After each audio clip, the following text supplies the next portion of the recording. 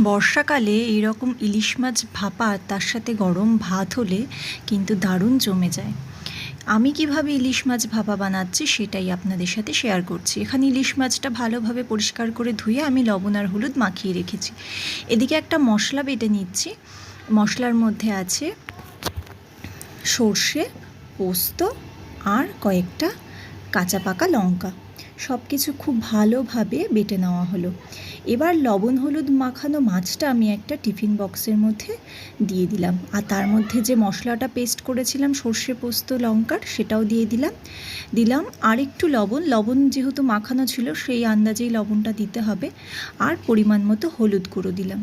এবার মাছের সাথে সব কিছু খুব ভালোভাবে মাখিয়ে নিতে হবে। এটা কিন্তু আমার মায়ের রেসিপি, রান্নাটা আমার মাই করেছে।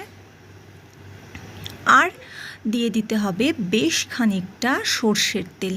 সর্ষের তেলটা কিন্তু একটু বেশি পরিমাণেই দিতে হবে, কারণ ঝাঁঝটা ভালো আসবে আর টেস্টটাও কিন্তু দারুণ হবে। আবারও তেল দেওয়ার পরে সব কিছু মাছের গায়ে খুব ভালোভাবে মাখিয়ে নিতে হবে।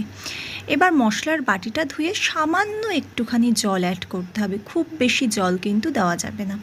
আর ওপর থেকে দুটো কাঁচা লঙ্কা দিয়ে দিলাম। এবার টিফিন বক্সের মুখটা খুব ভালোভাবে আটকে দিলাম।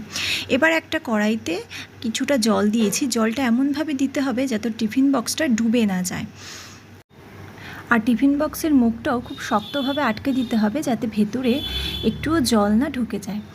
ইলিশ ভাপা অনেক রকম পদ্ধতিতেই কিন্তু করা যায়। আমার মা কচু পাতায় ভাতে দিয়েও ইলিশ মাছ ভাপা করে, সেটাও খুব স্বাদ হয়। তো যাই হোক, আজকে আমি এইভাবেই করলাম। আর এটাকে 30 মিনিট বসিয়ে রাখতে হবে গ্যাসের আঁচে।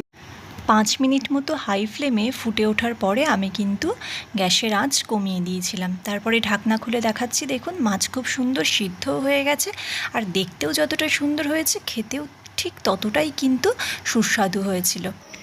ভালো লাগলে যারা এখন আমার চ্যানেলটিকে সাবস্ক্রাইব করেননি তারা সাবস্ক্রাইব করে পাশে থাকবেন। সবাই সুস্থ থাকবেন, ভালো থাকবেন।